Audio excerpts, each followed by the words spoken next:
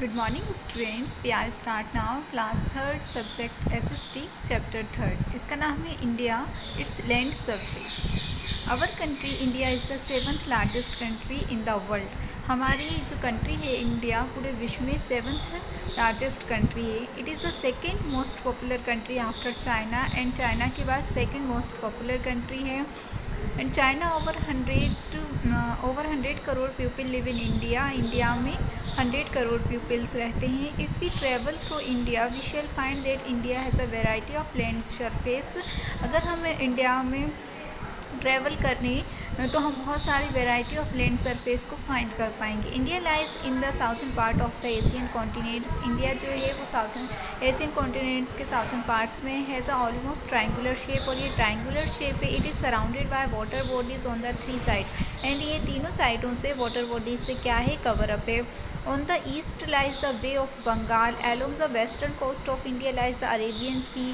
These are part of Indian Oceans. The neighboring countries of India are ये सब क्या हैं, अरेबियन इंडियन ओशियंस के पार्ट्स हैं. एंड जो पड़ोसी देश हैं इंडिया के वो हैं Pakistan, Bangladesh, Bhutan, China, Nepal, Myanmar, Afghanistan and Sri Lanka.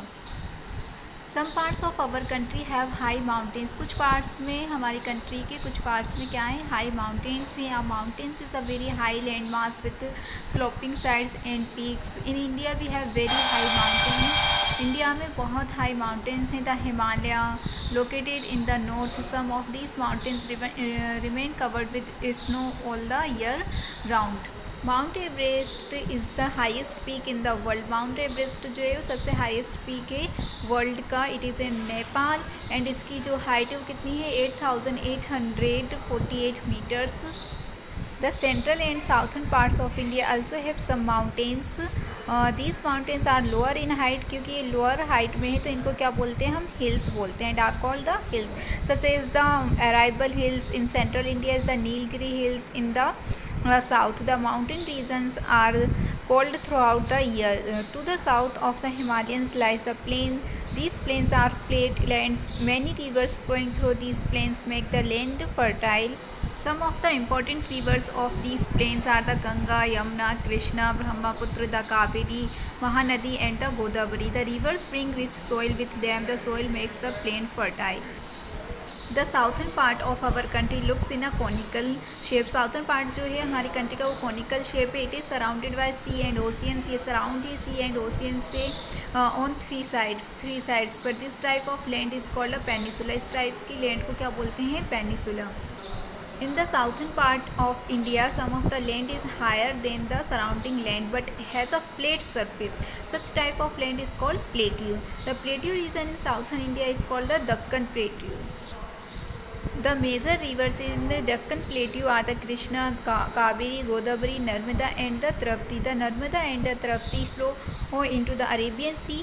On the western and eastern side of this plateau there are mountain ranges. These ranges are called the Eastern Ghat and Western Ghat. The other mountains in the Deccan Plateau are the Arrival Hills, the Vindhyas, the Satpura and the Nilgiris.